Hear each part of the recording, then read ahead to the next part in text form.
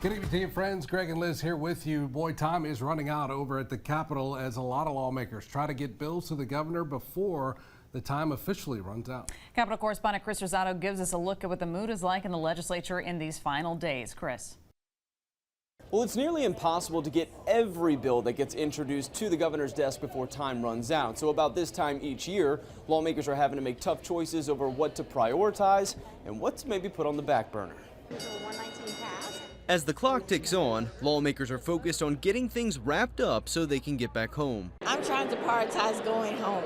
It's been a long session. But before anyone can do that, there's still a list of bills they'll need to get through. But with only so much time left, they'll be looking at where to focus most of their attention. So yesterday we passed the ESA bill, the Gator bill by Senator Edmonds. That one made it out. We still have a few more insurance reform bills to get through that have come over from the Senate side under Commissioner Tim Temple. So those are ones that we're really focused on right now. Typically in the last week of session, that's when you'll see more of the fiery debate around the budget. However, this year, that's not the case. We passed the budget a week earlier than it's normally passed, so there's no real pressing issues.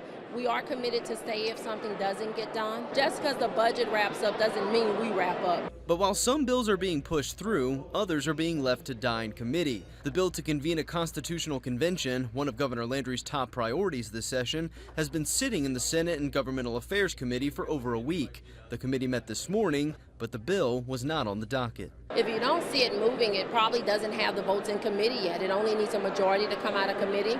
But the reality is when it hits the floor, it needs 2/3. But the House bill by Beau Boyer, I'm just a freshman, 99% it's dead. But that doesn't mean the governor can't call a special session to get it done that way. His goal was to get the proposal on the November ballot for the presidential election when most people would show up to vote. So he would need to get it done before then to ensure it makes it on in time.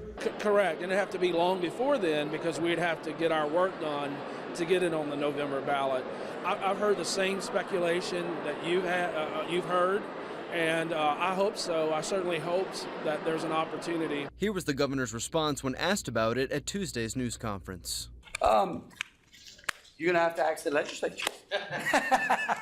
So lawmakers have until next Monday to get things wrapped up, but from those I've spoken to today, the goal is to try and have things wrapped up by Friday. At the Capitol, I'm Chris Rosato. Back to you.